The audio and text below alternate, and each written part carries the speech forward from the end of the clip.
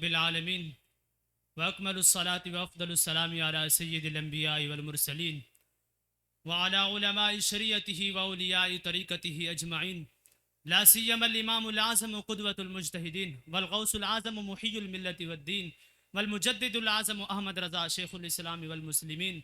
اما بعد فاعوذ باللہ من الشیطان الرجیم بسم اللہ الرحمن الرحیم ان اللہ وملائکته یصلون علی النبی یا ایها الذین آمنوا صلوا علیہ وسلموا تسلیما اللہم صلی وسلم علی سیدنا و مولانا محمد وبارک وسلم۔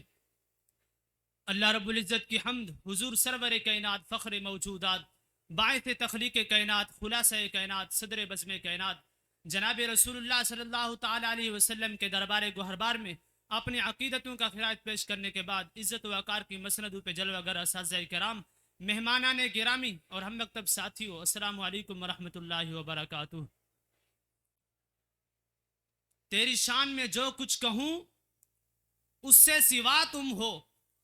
تیری شان میں جو کچھ کہوں اس سے سوا تم ہو، قسیم جامع عرفاں اے شہ احمد رضا تم ہو، جو مرکز ہے شریعت کا، مدار اہل طریقت کا، جو محور ہے حقیقت کا، وہ قطب اولیاء تم ہو، جلال فاروق اعظم آپ سے ظاہر، عدو اللہ پر ایک حرب تیغ خدا تم ہو، خلوص مرتضی خلق حسن عزم حسینی میں عدیم المثل یکتا زمن اے با خدا تم ہو، تمہیں پھیلا رہے ہو علم حق اکناف عالم میں، امام اہل سنت نائب غوث الورا تم ہو، امام اہل سنت نائب غوث الورا تم ہو۔ محترم ناظرین کرام،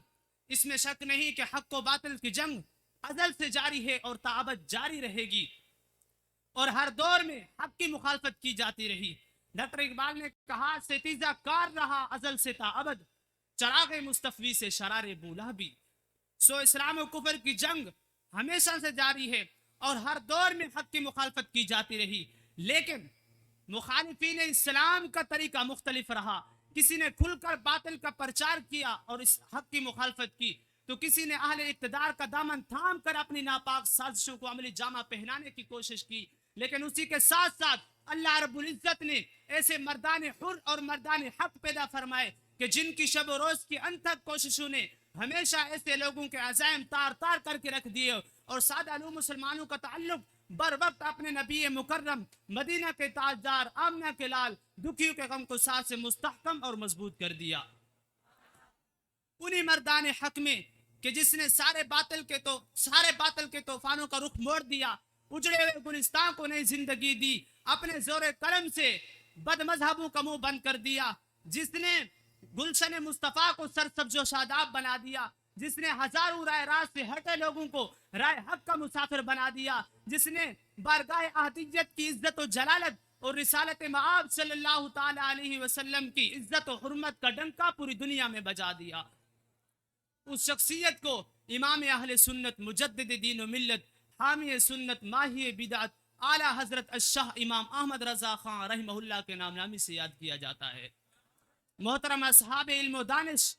اعلیٰ حضرت کی مبارک حیات پر نظر ڈالنے سے صاف معلوم ہوتا ہے کہ مالک لم یزل نے اس عظیم شخصیت کو دین کی تجدید و احیاء اور اسلام کی نصرت و حمایت اور سنیت کی صیانت و حفاظت کے لیے پیدا فرمایا۔ آپ نے ساری زندگی احیاء دین میں صرف کر دی اور کفار و مرتدین و مبتدین کے اسلام اور بانی اسلام مخالف تمام حملوں کا دندان شکن جواب دیا، اور دنیا کے تمام مذاہب و فرق ضالہ، یہودی، عیسائی، مجوسی، قادیانی، نیچری، خارجی، تفضیلی، آپ نے سب کا تعاقب کیا اور ان کی طرف سے اسلام کے خلاف ہونے والی ہر سازش کو ناکام بنا کر صحیح فکر اسلامی کی پاسداری اور پاسبانی کرتے ہوئے اہل ایمان کے ایمان کو اور ان کا اپنے نبی مکرم شفیع معظم صلی اللہ تعالی علیہ وسلم سے تعلق کو مضبوط کر دیا اور اپنے امام اہل سنت اور نائب غوث الورا ہونے کا حق ادا کر دیا۔ محترم اصحاب ذی احتشام،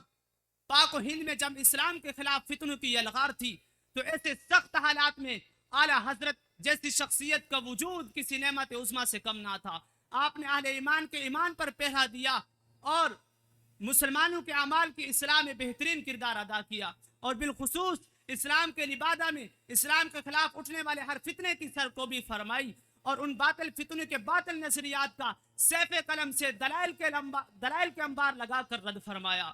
چنانچہ انگریز کے زرخرین مولوی نے جب مسلمانوں کے دلوں سے عشق مصطفیٰ، خوف خدا، ادب اہل بیت اور مقام صحابہ کو گھٹانے کے لیے کئی ہتھ کنڈے آزمائے، کبھی قرآن پاک کے غلط تراجم کر کے، کبھی مسلمانوں کے عقائد صحیحہ کو شرک و بدعت کہہ کر، تو کبھی اولیاء کی فیض گاہوں سے دور ہٹا کر، مگر علیہ السلام کی خوش نصیبی کہ امام احمد رضا جیسی شخصیت ابھی موجود تھی کہ جنہوں نے قرآن و حدیث اور آثار اسلاف جیسے جامع دلائل سے ان نظریات کا رد فرما کر امت مسلمہ کو ان کے چنگل میں پھنسنے سے بچا لیا۔ ذی قدر ناظرین و سامعین، امام اہل سنت نے مسلمانوں کے عقائد و اعمال کی کیسے حفاظت فرمائی، ایک جھلک ملاحظہ کیجئے۔ آریہ سماج نے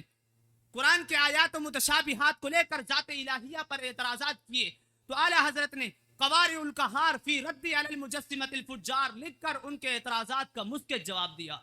اور جب ایسے تراجم قرآن کی کثرت ہونے لگی جس میں نہ تقدیس الہی کا پاس نہ عظمت رسول کا رنگ، کوئی اللہ کریم کو دھوکہ دینے والا لکھ رہا ہے تو کوئی رسول اللہ صلی اللہ تعالیٰ علیہ وسلم کے ذات عالیہ کو گمراہ کہہ رہا ہے، تو ایسے ماحول میں ایسے ترجمہ قرآن کی ضرورت تھی جو عظمت خداوندی کا اعنادار اور حرمت رسول کا پاسدار ہو۔ چنانچہ یہ عظیم کام اللہ رب العزت نے عظیم ہستی اعلیٰ حضرت سے لیا۔ آپ نے ترجمہ کنز الایمان لکھ کر امت مسلمہ پر احسان عظیم فرمایا، جس کے ہر سطر میں اللہ رب العزت کی محبت اور عشق رسول کا رنگ نظر آتا ہے۔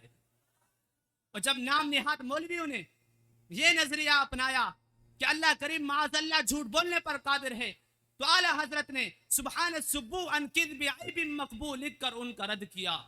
اور جب مرزا غلام احمد قادیانی اپنے باطل تعویلات کے ذریعے ختم نبوت پر ڈاکہ ڈال رہا تھا تو اعلیٰ حضرت نے الجراز الدیانی علی المرتد القادیانی، قہر الدیان علی المرتد بقادیان، السوء والعقاب علی المسیح الکذاب جیسے عظیم رسائل لکھ کر سیف قلم سے ختم نبوت پر پہرا دیا۔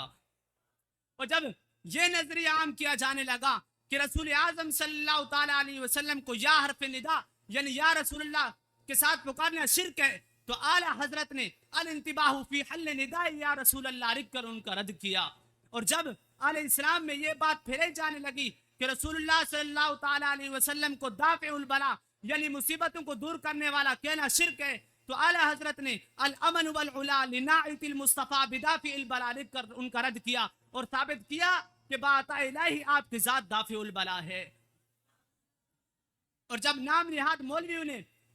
رسول اللہ صلی اللہ تعالیٰ علیہ وسلم کے عطا علم غیب کا انکار کیا تو اعلیٰ حضرت نے انباء المصطفیٰ بحال سر و اخفا لکھ کر ان کا رد کیا۔ اور جب غیر اللہ سے استغاثہ اور مدد کو شرک کہا جانے لگا تو اعلیٰ حضرت نے برکات الامداد لأہل الاستمداد لکھ کر ان کا رد کیا اور ثابت کیا کہ یہ مسلمانوں پر بہتان ہے کہ وہ اللہ کو معبود مان کر ان سے استغاثہ کرتے ہیں، بلکہ وہ تو بعطا الہی اللہ کی بارگاہ میں وسیلہ اور اللہ کے بندے ہیں۔ محترم سامعین، ہماری گفتگو میں یہ کہنا بے جا نہ ہوگا کہ اعلیٰ حضرت کی ساری فکر اسلام کے پاس بانے میں گزر گئی، اور جو لوگ اعلیٰ حضرت کو بدعتی اور مشرک کہتے ہیں ہم ان کو دعوت فکر دیتے ہیں کہ تعصب کے اینک اتار کر اعلیٰ حضرت کی تعلیمات کا مطالعہ کرو، تم پر واضح ہو جائے گا کہ اعلیٰ حضرت بدعتی نہیں بلکہ ان کی تو ساری زندگی بدعتوں کے سدباب اور اسلام کے مخالف نظریات کو رد کرنے میں گزر گئی۔ علامہ عبدالعلیم مرٹھی نے کیا خوب فرمایا، تیری شان میں جو کچھ کہوں اس سے سوا تم ہو، قسیم جامع عرفاں اے شہ احمد رضا تم ہو، تمہیں پھیلا رہے ہو علم حق اکناف عالم میں، امام اہل سنت نائب غوث الورا تم ہو۔ آمین بحبیبہ الکریم صلی اللہ تعالی علیہ وسلم۔